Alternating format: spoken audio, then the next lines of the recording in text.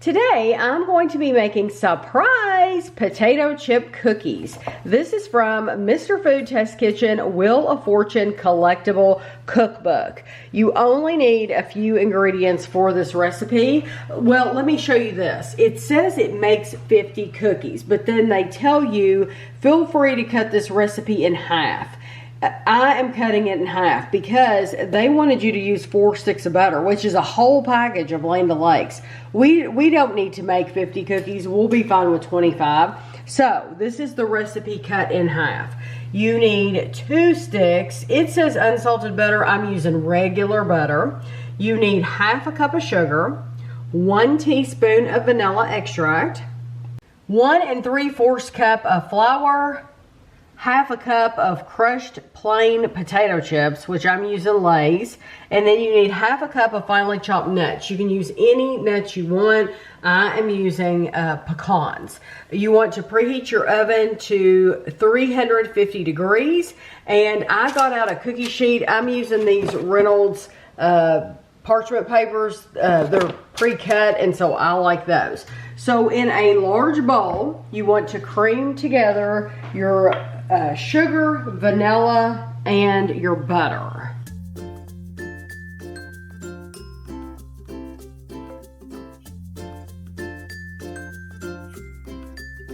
While my mixer's going, I've got it turned down so I can talk over it. We want to crush up our potato chips. I don't know how many bags we'll need. We may only need half a bag, but I'm going to take this and crush it up. And this is the same measuring cup I used to measure my flour, and so I'm just using that. It doesn't matter.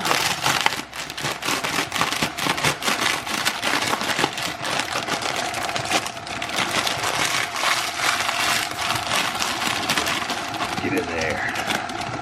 We want half a cup. And it says you can have a little bit more. For 1 bag. That's amazing. 1 bag gave me my half a cup that I needed.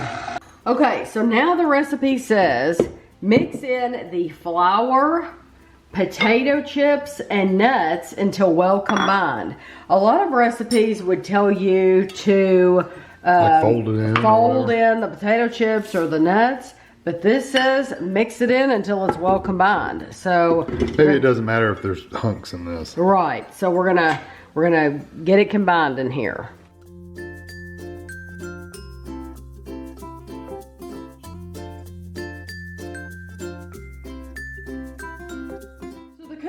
The cookbook is saying drop by teaspoonsfuls onto baking sheet.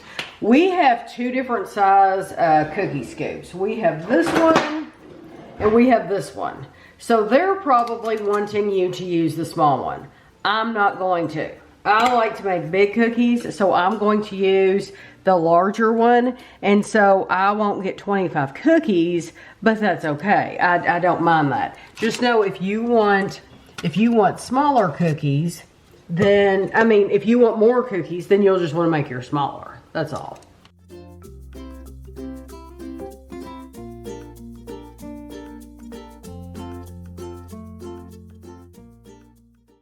Okay, now I'm going to go through here, and where some of those potato chips fell out, I'm just going to pick them up, put them back in there, and some of the crumbs.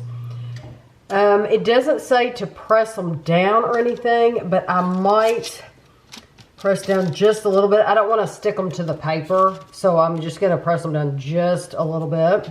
And then it says to bake them for 10 to 12 minutes. But now I've made mine bigger, so it might take me 15 minutes. So I'm going to start my timer. Oh, it says 10 to 15 minutes actually. I'm going to start my timer at 12 minutes, but then I'll go from there, and then I'll let you know when these come out how long it actually took. So the cookbook said anywhere bake them between 10 and 15 minutes. I left them in for 12 minutes at first. They didn't look brown enough, so I left them in for 2 additional minutes. So this is what they look like after 14 minutes. So I am just going to take my scoop, and I'm going to put them over here on a wire rack and let them cool. That way I can reload this same piece of parchment paper. I don't have to use another piece of parchment paper, and I can reload the same piece of parchment paper and put another batch back in the oven. So I did really well for me because normally my cookies are way too big. So we have to, if you make the whole recipe, you're supposed to get 50 cookies. We have the recipe, so we should have gotten 25. I got 21. I think that's pretty good for using the big cookie scoop. And mine were a great size. I can't imagine them being any smaller than this. I know, because these are a nice size. I mean, yeah, this is really nice. So it says behind the recipe. I like it that they do this in this Wheel of Fortune cookbook. Behind the recipe.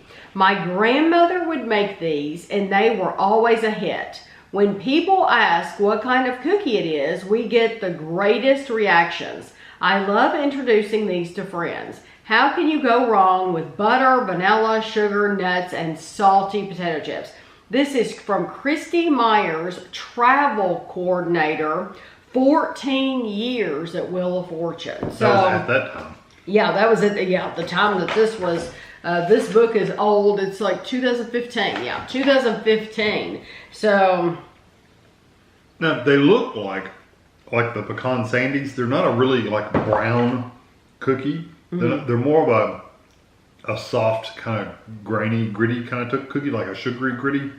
Mm-hmm.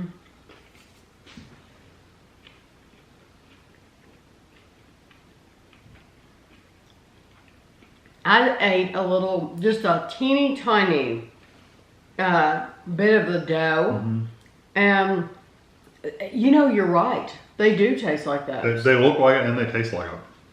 I really, truly don't get the potato chips much. What are those called? Pecan sandies, I think is what they're called. Pecan sandies, I think so. They're like little round cookies and they're kind of, and they look a lot like they're kind of pale, have a lot of pecans in them. Mm-hmm. Kind of the same texture. What I thought they tasted like when I took a bite of it raw was like a wedding cookie. Yeah, but they're similar. Yeah, so these have pecans in them. Yeah, a wedding cookie is very similar. A lot of wedding cookies, I think, have little bitty teeny bits of pecans. You do not get the potato chip at all. Mm-mm. I get a little crunch here and there, but I think you'd have to get like almost twice as many potato chips to really stand out. Because the Lays that we use, they are good and salty. They have a greasy texture to them. They're really strong potato chips, so they're good potato chips to use. It's just not I don't know if you just don't have enough of them in there to make a difference. Or I really love those cookies. They're very good though. It's delicious. It's on the plainer side, so I'm surprised you like it. Oh, I really like them. But because like shortbread cookies are very buttery, they're rich and buttery, but you wouldn't say those are your favorite cookies. These are on the plainer side, like they would be like in that family. Like they're a buttery cookie.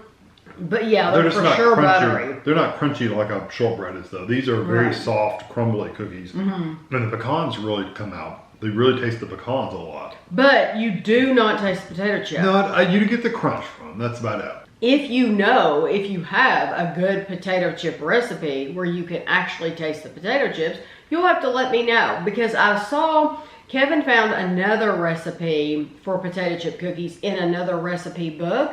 But that one was different from this one. They use butterscotch chips. Use butterscotch chips in it. Which probably kill the flavor of the potato chips even more. Exactly. So you're still not going to get, and instead of using butter, they use shortening. I think I like these better. They use shortening instead of using butter. And so I'm wondering, is there a potato chip cookie that actually tastes like potato chips, and is it good? Yeah, I wanted that little bit of a salty potato flavor. Not that I'm complaining; these are wonderful. But cookies. These are really good cookies. They're really, really good. I absolutely love the crunch that the potato chips add to them. I do too. But I really wish I had a little bit of that salty potato chip. Maybe potato chip cookies, maybe you're not supposed to taste the potato chip. Maybe you're supposed to just get the crunch and the salt. Maybe I'm missing the point. And I can tell you, put barbecue chips in there. I bet you taste it. Yeah, we sour cream and onion. No, we don't want that. Repose. I can tell you that this recipe said unsalted butter, and I think the reason they say that is because the potato chips have salt. Didn't make any difference. Didn't make any difference at all. These are not salty cookies. No, I like a little salt in my cookies. Yeah. These don't come across as salty. You would not know. So if all you buy is regular butter, which is what we buy, I've gotten to the point where I'm not buying unsalted butter anymore because it does not make any difference. You're not going to be able to tell. It hasn't for anything we made. No, not at all. But I do like this recipe. Yeah, it's very, very good. If you like pecan sandies, you would like these as long as you use pecans for your nuts. So I hope you enjoyed the video, and thanks for watching.